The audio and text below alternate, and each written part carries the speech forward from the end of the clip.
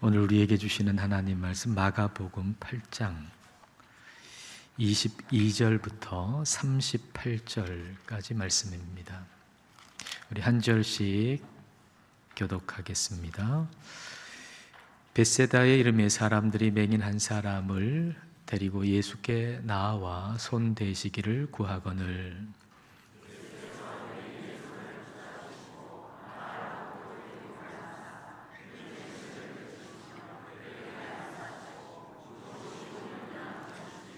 쳐다보며 이르되 사람들이 보이나이다. 나무 같은 것들이 걸어가는 것을 보나이다 하거늘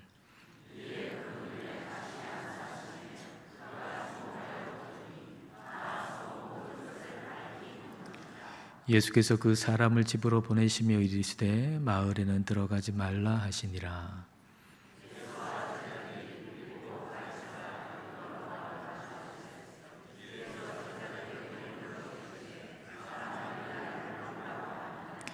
제자들이 여쭤와 이르되 세례 요한이라 하고 더러는 엘리야 더러는 선지자 중에 하나라 하나이다.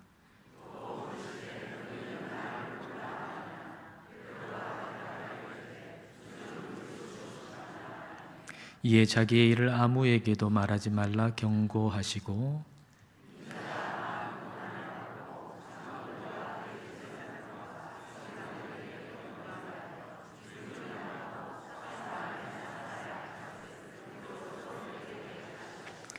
드러내놓고 이 말씀을 하시니 베드로가 예수를 붙들고 항변하매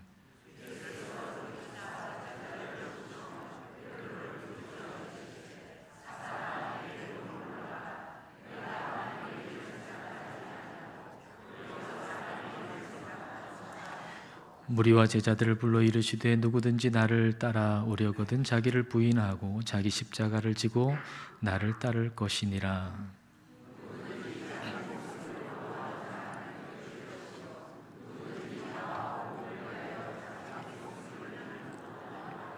사람이 만일 온 천하를 얻고도 자기 목숨을 잃으면 무엇이 유익하리요?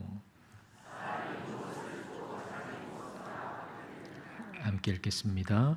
누구든지 이 음란하고 죄 많은 세대에서 나와 내 말을 부끄러워하면 인자도 아버지의 영광으로 거룩한 천사들과 함께 올 때에 그 사람을 부끄러워하리라. 아멘. 우리가 신앙생활을 한다는 것은 눈을 떠가는 과정이라고 말할 수 있습니다. 예수님에 대하여 눈을 떠가는 과정입니다. 처음에는 예수님이 누군지 모르는 영적인 맹인 상태에 있다가 이제 눈을 떠서 예수님이 누군지 희미하게 보게 되고 그리고 점차 더 명확하게 더 밝게 보게 되는 과정이 우리 신앙의 여정이라고 할 수 있습니다. 오늘 말씀을 우리가 함께 나눌 때 눈이 아직 떠지지 않은 사람은 눈이 떠지게 되고 눈이 반쯤만 뜨인 사람은 밝히 뜨게 되시기를 축복합니다. 자, 본문 22절 말씀 함께 읽습니다. 벳세다의 이름에 사람들이 맹인 한 사람을 데리고 예수께 나와 손 대시기를 구하거늘. 여기 이 한 맹인은 스스로의 힘으로는 예수님께 올 수 없는 사람이죠. 누군가 도와주어야 예수님께로 올 수 있습니다. 그래서 사람들이 도와줘서 이 맹인은 예수님께로 오게 되었습니다. 우리는 다 영적인 맹인이었습니다. 예수님이 누구인지 알지 못했던 영적인 맹인이었습니다. 우리 스스로의 힘으로는 예수님께 나아올 수 없었기 때문에 우리는 도움이 필요했습니다. 그 도움으로 우리는 예수님께 나아온 것이죠. 누군가의 기도가 있었고 그리고 직접적으로든지 간접적으로든지 우리가 예수님께 나올 수 있는 그런 도움을 준 사람들 또는 사건들, 환경들 이런 것들이 다 하나가 돼서 하나로 뭉쳐서 우리를 도와줘서 우리는 예수님께로 나아올 수 있게 된 것입니다. 그렇다면 우리 역시도 영적인 맹인 상태에 있는 사람들을 예수님께로 오도록 하는데 도움을 주어야 합니다. 한 사람이 예수님께로 오기 위해서 필요한 도움이 100이라면 우리는 1이라도 그 도움을 보태야 하는 것입니다. 이번 한 주간 영적인 맹인으로 있는 우리 주변의 사람들이 예수님께로 올 수 있도록, 예수님께 데리고 올 수 있도록 더 특별히 기도하시고 행동하실 수 있기를 축복합니다. 사람들은 맹인을 데리고 예수님께 왔습니다. 예수님이 이 맹인에게 어떻게 하셨습니까? 자, 23절 말씀입니다. 예수께서 맹인의 손을 붙잡으시고 마을 밖으로 데리고 나가서 눈에 침을 뱉으시며 그에게 안수하시고 무엇이 보이느냐 물으시니, 예수님께서는 그 많은 사람들이 있는 데서 이 맹인을 고쳐주신 게 아니고 이 맹인을 붙잡으시고 손을 잡고 저 동네 바깥으로 한적한 곳으로 가셨습니다. 그러니까 주님은 이 사람을 통해서 사람들에게 인기를 얻는 것에는 조금도 관심이 없으셨습니다. 예수님의 관심은 오로지 이 사람 한 사람이었던 것이죠. 예수님은 이 사람에게 관심을 기울이고 그리고 이 사람이 알 수 있도록 그 관심을 표현하십니다. 관심이 있긴 하지만 그게 표현되지 않으면 그 사람은 모르잖아요. 그러니까 그걸 알 수 있도록 표현하십니다. 침을 뱉으셔가지고 그 눈에 바르시죠. 그 당시에 침을 뱉어서 아픈 부위에 바르면 낫는다고 하는 것이 일반적으로 사람들이 생각하고 있었고 민간요법으로도 그렇게 하고 있었던 거죠. 그러니까 이 맹인이 내 앞에 있는 이 예수라고 하는 분이 침을 뱉어가지고 그 침을 내 눈에 바를 때 그때 어떤 생각이었겠습니까? 이분이 내 눈을 낫게 하시려고 하는구나 라고 하는 걸 느낄 수 있는 거죠. 그러니까 예수님은 그 사람의 눈높이에서 그렇게 관심을 표현하는 겁니다. 그리고 예수님은 안수하시죠. 이걸 통해서 이 맹인은 이 예수님이 나를 고쳐주시려는가 하는 것을 생각하고 마음이 열리고 그리고 그 눈도 열리게 되었습니다.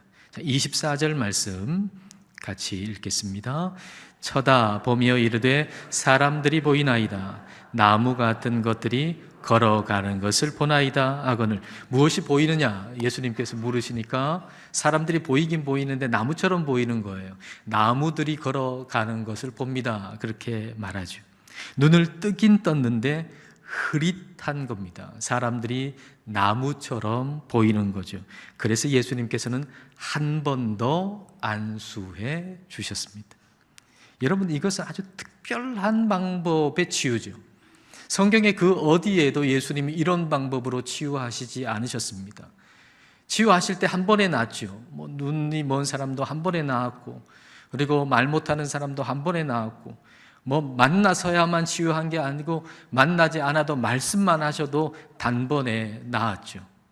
근데 오늘 본문에서는 한 번에 다 낫지를 않아요. 과정을 통해서 치유하세요. 과정을 통해서 치유하세요. 이 특별한 이야기는 특별한 메시지를 담고 있는 겁니다. 특별한 이야기는 특별한 메시지를 담고 있는 거죠. 우리가 신앙생활 한다는 것은 예수님에 대해서 눈 떠지는 과정입니다. 그런데 그 과정 가운데 반쯤 눈 떠진 상태가 있다는 겁니다. 그러니까 이 맹인은 바로 그 상태를 경험하고 있는 거죠. 반쯤 눈 떠진 상태. 그리고 우리들도 역시 그런 상태를 경험할 수 있다는 겁니다. 이런 상태, 즉 반쯤 눈 떠져 있는 상태에 만족할 수도 있겠죠. 명확하게 보이진 않지만 어렴풋이 보여요. 그러나 이 사람은 이전에는 아무것도 못 보던 사람인데 조금이라도 본다는 게 얼마나 감격적입니까? 그러니까 이 조금이라도 보이는, 흐릿하게 보이는 이 상태로 만족하고 감사하면서 지낼 수도 있을 겁니다. 만일 그게 우리의 육체의 눈이라면 그래도 될 겁니다. 그러나 지금 여기서 말씀하시는 것이 우리의 영적인 눈을 가리켜서 말씀하시는 것이라면 우리는 그럴 수 없습니다. 만일 우리의 영적인 눈이 반쯤 떠져 있는데 우리가 거기에 만족하고 산다면 그것은 선한 것이 아니라 악한 것입니다. 여러분, 이걸 명심해야 됩니다. 눈이 반쯤 떠져 있는 상태에 만족하고 산다고 하는 것은 선한 게 아니에요. 오히려 악한 것입니다. 베드로가 그걸 잘 보여주죠. 예수님께서 제자들한테 너희는 나를 누구라고 그러느냐? 그러니까 베드로가 대답합니다. 29절 말씀 같이 읽겠습니다. 또 물으시되 너희는 나를 누구라 하느냐? 베드로가 대답하여 이르되 주는 그리스도시니이다 하매. 베드로가 주는 그리스도이십니다. 예수님은 하나님이 기름 부어주신 왕이십니다. 그렇게 고백하죠. 예수님에 대한 베드로의 눈이 뜨인 거 아닙니까? 얼마나 감사한 일입니까? 베드로의 눈이, 영적인 눈이 뜨였어요. 그런데 예수님은 베드로의 영적인 눈이 거기에만 머물러 있지 않고 더 떠지기를 원하셨습니다. 그래서 예수님께서는 예수님에 대해서 더 보여주시는 겁니다. 31절과 32절, 예수님에 대해서 더 보여주시는 거죠. 인자가, 예수님이 많은 고난을 받고 장로들과 대제사장들과 서기관들에게 버림바 되어 죽임을 당하고 사흘 만에 살아나야 할 것을 비로소 그들에게 가르치시되 드러내놓고 이 말씀을 하시니 베드로가 예수를 붙들고 항변하며. 예수님은 단지 그 이스라엘의 정치적인 왕이 아니고 이 세상 모든 인류의 죄를 사하시기 위해서 이 땅에 오신 만왕의 왕이시잖아요. 그러니까 예수님은 우리의 모든 인류의 죄를 다 지시고 십자가에서 죽으시고 3일 만에 다시 부활하신다라고 하는 걸 베드로에게, 제자들에게 가르쳐 주시는 겁니다. 그런데 베드로가 이걸 듣고 예수님이 고난을 당하고 예수님이 죽으신다는 거 있을 수 없다라고 거부해 버리는 거죠. 그리고 항변하는 거예요. 여기 항변한다라고 하는 그 다음 절 33절에 꾸짖는다라고 번역된 단어하고 똑같은 헬라어 단어입니다.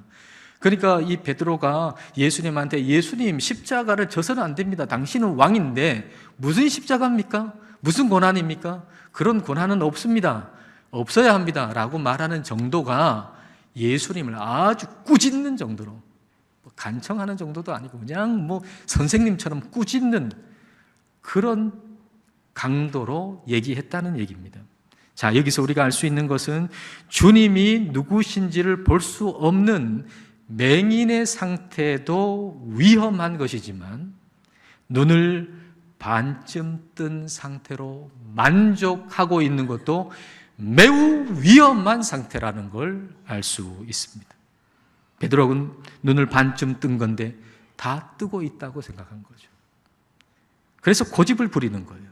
다 보고 있는 사람처럼, 다 알고 있는 사람처럼 고집을 부리는 거예요. 그러자 예수님 뭐라고 하시나요? 33절 말씀, 자, 같이 읽겠습니다. 예수께서 돌이키사 제자들을 보시며 베드로를 꾸짖어 이르시되 사탄아 내 뒤로 물러가라. 내가 하나님의 일을 생각하지 아니하고 도리어 사람의 일을 생각하는도다 하시고. 베드로에게 예수님 뭐라고 하세요? 사탄아, 사탄아. 아직 눈이 다 떠지지 않았는데 다 보고 있다고 하는 착각이 얼마나 무서운지를 보여주는 겁니다. 우리의 신앙의 여정은 예수님에 대한 눈이 떠지는 과정입니다. 즉 반쯤 떠진 상태도 있다는 거죠. 그 과정 가운데 우리는 반쯤 떠진 상태도 있는 거예요. 그런 상태에서 내가 잘 보고 있고 내가 잘 믿고 있고 내가 다 알고 있다고 생각할 때 그때는 교만해지고 자기 고집이 나올 수 있는 거죠. 그래서 영적인 눈을 떴는데 반쯤만 뜨고 있는 것은 대단히 위험한 상태라고 하는 것입니다. 주님은 이 맹인을 고치시는 특별한 방법을 통해서 오늘 반쯤 눈만 떠 있는데 거기에 만족하고 살아가는 저와 여러분에게 경고하시고 그리고 일깨우시는 것입니다. 주님은 반쯤 눈뜬 자를 다시 안수하시죠. 자, 25절 말씀 보십시오. 이에 그 눈에 다시 안수하시며 그가 주목하여 보더니 나아서 모든 것을 밝히 보는지라. 예수님께서 다시 안수하셨습니다. 그러니까 이 사람이 흐릿하게 보다가 이제는 밝히 보게 되었습니다. 우리의 신앙의 여정은 주님이 누구신지에 대해서 눈이 떠지는 과정이라고 할 수 있습니다. 우리는 눈을 더 떠야 합니다. 밝히 볼 때까지 더 떠야 합니다. 그렇다면 밝히 본다는 것은 뭘까요? 밝히 본다는 것, 그것은 사람이 나무처럼 보이는 게 아니고 사람이 사람처럼 보이는 거 아니겠습니까? 그렇다면 우리가 예수님을 밝히 본다라고 하는 것은 예수님을 예수님으로 보는 거죠. 예수님을 내가 보고 싶은 대로 보는 게 아니고 예수님이 누군가를 말씀하시는 그 말씀대로 예수님을 보는 거예요. 예수님을 예수님으로 보는 거. 그게 예수님을 밝히 보는 거죠. 그러면 예수님을 예수님으로 본다는 건 뭘까요? 34절 말씀 같이 읽습니다. 무리와 제자들을 불러 이르시되 누구든지 나를 따라오려거든 자기를 부인하고 자기 십자가를 지고 나를 따를 것이니라. 예수님을 따르는 조건과 예수님을 밝히 보는 조건은 다르지 않습니다. 그것은 자기 자신을 부인하고 자기 십자가를 지는 겁니다. 자기를 부인하고 자기 십자가를 진다라고 하는 것은 내가 내 인생의 주인 자리에서 사퇴하는 겁니다. 예수님을 따른다라고 하는 것은 예수님이 내 인생의 주인이시고 왕이라고 하는 걸 인정한다는 얘기인데, 내가 계속해서 내 인생의 주인 자리를 꿰차고 있으면서 예수님을 따를 수는 없는 거죠. 밝히 본다는 건 예수님이 주인이시라고 하는 걸 보는 겁니다. 예수님이 내 삶의 주인이라고 하는 걸 보는 겁니다. 예수님이 나의 주인이시고 내 모든 것의 주인이라면 나에게 가장 소중한 것도 그분에게 드릴 수 있어야 그분이 주인 아니겠습니까? 대충 필요 없는 것들은 다 주님 가지세요. 그리고 정말 중요한 건 내가 가지고 있으면 그게 주인입니까? 그러면 정말 중요한 것도 예수님께 드릴 수 있어야 되는데 정말 중요한 건 뭡니까? 사람에게 가장 중요한 건 뭡니까? 목숨이죠. 목숨하고 뭘 바꾸겠습니까? 목숨보다 중요한 게 뭐가 있겠습니까? 목숨을 드릴 줄 알아야 그분이 주인인 거죠. 자, 35절부터 37절입니다. 누구든지 자기 목숨을 구원하고자 하면 잃을 것이요 누구든지 나와 복음을 위하여 자기 목숨을 잃으면 구원하리라. 사람이 만일 온 천하를 얻고도 자기 목숨을 잃으면 무엇이 유익하리요? 사람이 무엇을 주고 자기 목숨과 바꾸겠느냐?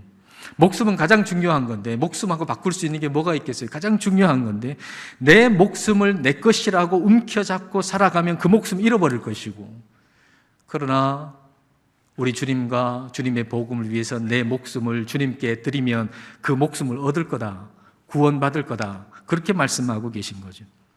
쉽지 않은 얘기죠. 여러분 잘 들어보십시오. 우리가 가진 생명과 사람이 가진 생명과 예수님이 가진 생명은 차이가 있습니까? 차이가 있다면 어떤 차이입니까? 하나님께서는 사람을 낳으신 것이 아니라 만드셨죠. 반면에 하나님은 아들 예수 그리스도를 만드신 것이 아니라 낳으셨죠. 낳았다라고 하는 표현은 본질이 같다는 겁니다. 사람은 사람을 만들 수가 없지요. 사람은 사람을 낳는 것입니다. 그러면 낳은 존재나 낳음을 받은 존재나 본질적으로 같죠. 그러니까 하나님께서 예수님을 낳았다, 아들 예수님을 낳았다라는 얘기는 하나님의 생명과 예수 그리스도의 생명이 같다는 거예요. 본질상 하나님과 예수님이 같다는 거예요. 그 생명을, 하나님의 생명을, 예수 그리스도 안에 있는 그 생명을 성경은 영생이라고 말씀하십니다. 영생. 근데 사람에게는 영생이 없어요. 낳아야, 하나님이 우리를 낳아야 우리에게 영생이 있는데 하나님이 사람을 만드셨거든요. 그러니까 우리에게는 그 영생이 없어요. 그래서 우리에게 있는 생명을 뭐라 그러죠? 목숨이라 그러죠. 목숨.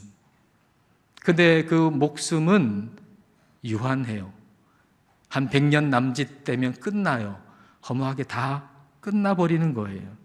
우리가 구원을 받는다라고 하는 것은 우리의 이 목숨이 영원히 계속 간다는 얘기가 아닙니다. 세상의 단어의 영생이라고 하는 것은 그런 의미로 쓰일지 모르지만 성경의 영생은 그런 영생이 아닙니다. 만약 우리의 목숨이 계속 이어지는 게 영생이라고 그런다면 그 지옥이죠. 그게 뭐 천국입니까? 죄 많은 인간, 그리고 용서할 줄 모르고 사랑할 줄 모르고 자기밖에 모르는 그 인간이 계속 그 목숨을 가지고 살아봐요. 그게 지옥이지요. 목숨이 길어진다고 영생이 되는 게 아닙니다. 강물이 많아진다고 바다가 되는 게 아니죠. 우리가 구원을 얻는다는 것은 우리의 목숨을 주님께 드려서 그분의 영생 안으로 들어가는 것입니다. 마치 강물이 자기 자신을 바다에 던져 바다가 되는 것과 같은 것이죠. 우리의 목숨을 주님께 드릴 때 우리는 영생을 얻습니다. 그러니까 우리의 목숨을 얻는 방법은 주님께 드려서 영생을 얻는 길밖에 없는 거예요.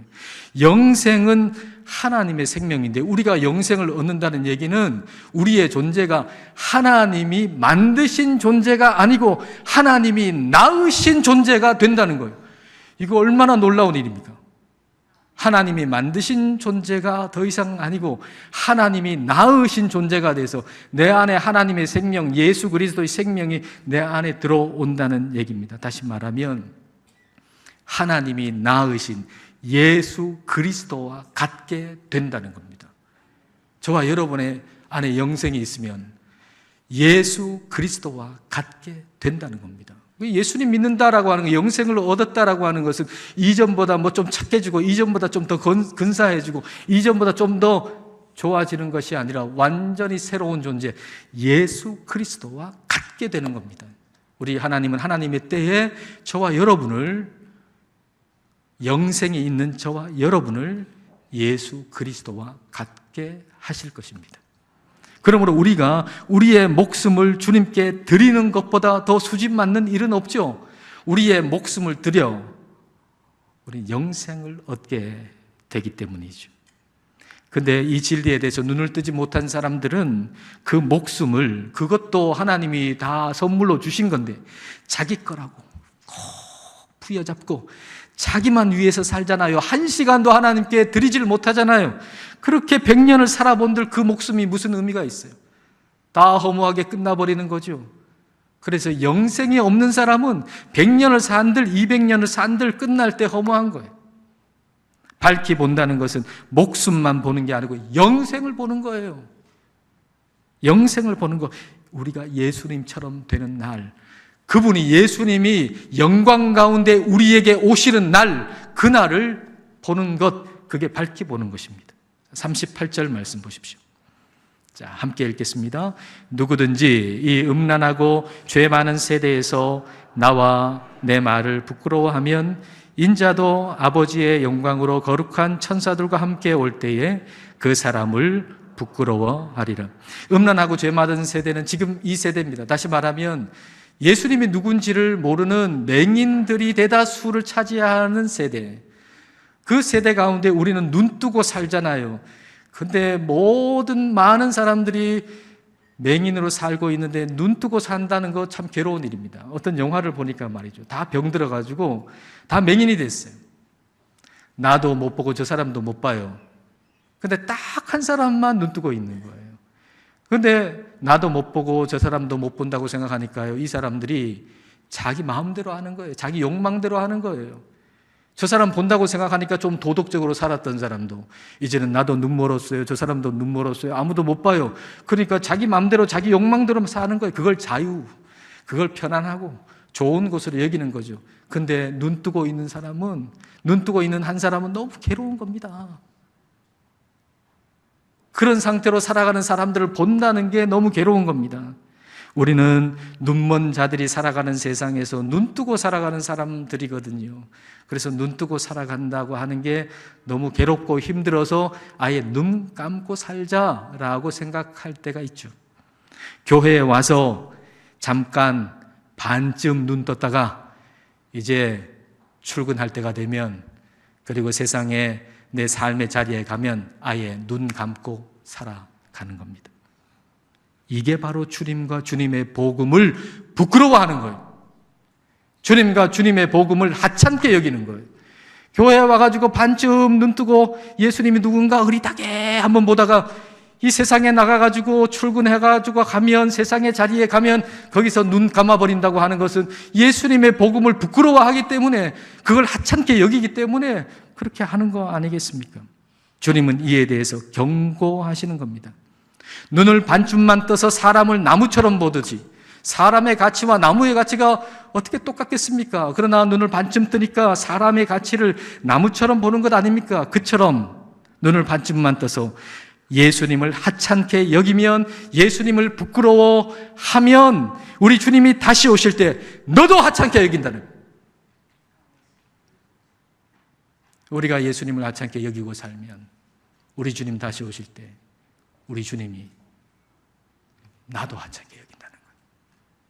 밝히 본다는 것은 주님께서 다시 오실 때 주님의 영광을 지금 보는 겁니다. 지금 그 영광을 보는 겁니다. 주님이 다시 오실 때 어떤 일이 벌어집니까? 주님이 다시 오실 때 그분의 영광은 어떻습니까? 빌립보서 2장 10절 11절 말씀, 주님 다시 오실 때의 이 영광입니다. 같이 읽겠습니다. 하늘에 있는 자들과 땅에 있는 자들과 땅 아래에 있는 자들로 모든 무릎을 예수의 이름에 꿇게 하시고 모든 입으로 예수 그리스도를 주라 시인하여 하나님 아버지께 영광을 돌리게 하셨느니라. 예수님 다시 오실 때는 모든 사람이 예수님의 이름 앞에 무릎을 꿇는다는 거예요. 모든 사람이, 모든 존재가. 예수님이 다시 오실 때, 예수님이 다시 영광 가운데 오실 때 모든 사람의 입에서 예수님이 주시라고 시인한다는 거예요. 한 존재도 빠짐없이. 그렇다면 예수님을 지금 믿은 사람하고 예수님을 믿지 않는 사람하고 차이는 뭐예요? 그분이 다시 오실 때 모든 존재가 다 그분께 무릎을 꿇고 모든 존재의 입이 다 그분이 주라고 시인하게 된다면 지금 예수님을 믿는 사람하고 믿지 않는 사람의 차이는 뭐예요? 예수님을 믿는 자는 지금, 즉 아직 그분의 영광이 분명하게 드러나지 않은 지금 예수님께 무릎 꿇고 예수님을 주라고 시인하는 사람이고, 그렇지 않은 사람은 그날이 되어서야, 즉 명명백백하게 우리 예수님이 영광 가운데 오셨고 명명백백하게 그분의 영광이 보이는 그날이 되어서야 예수님을 시인하는 사람입니다. 그날이 되면 예수님의 영광은 찬란하게 드러나게 될 겁니다. 분명하게 드러나게 될 것입니다. 그래서 예수님을 하찮게 여기거나 부끄럽게 여기거나 수치스럽게 여기는 사람은 한 사람도 없을 겁니다. 어떤 존재도 예수님의 그 영광을 보고 그 위엄을 보고서 누가 하찮게 여기겠습니까? 그 위대하신 주님이 보이는데 누가 부끄러워하겠습니까? 누가 그 앞에 무릎을 꿇지 않을 수가 있겠습니까? 차이가 있다면 그 영광을 지금 믿음으로 보는 사람과 그때가 되어서야 눈으로 확인하는 사람입니다. 그때가 되면 다 볼 겁니다. 그러나 그때가 되면 늦습니다. 그때가 되면 모든 사람이 다 보겠지만, 그러나 그때가 되면 늦습니다. 그때에 비로소 예수님의 영광을 보고 그분 앞에 무릎을 꿇는 것은 확인입니다. 확인입니다. 우리가 구원을 받는 것은 믿음으로 받는 것이지 확인으로 받는 것이 아닙니다. 따라서 지금 믿지 않고 그날에 주님의 영광을 확인하는 사람은 바깥 어두운 데 쫓겨나서 이를 갈며 후회하게 될 것입니다. 그러므로 눈먼 가족들을, 눈먼 이웃들을 지금 예수님께로 인도하여 믿음의 눈을 뜨게 해야 합니다. 그날이 되어서 비로소 보게 하지 마십시오. 한 사람도 여러분의 가족 안에서, 한 사람도 여러분이 사랑하는 그 한 사람도 그날이 되어서야 비로소 그분 앞에 무릎을 꿇도록 가만히 계시지 마십시오. 그리고 지금 반쯤 눈 뜨고서 만족하는 사람들은 밝히 눈을 떠야 할 것입니다. 우리 모두 예수님을 밝히 보고 살아가게 되시기를 주님의 이름으로 축복합니다. 기도하시겠습니다. 이 시간 예수님이 누구신지를 볼 수 없는 영적 맹인이 되어 있는 우리 가족들, 이웃들을 생각하면서 기도하십시다. 그들이 믿음의 눈을 뜨도록 우리가 해야 할 일을 하게 해달라고 기도하십시다. 그리고 반쯤 눈뜨고 만족하고 있는 우리 자신을 위해서 기도하십시다. 주님의 영광을 지금 밝히 보게 해달라고 이 시간 함께 기도하시겠습니다.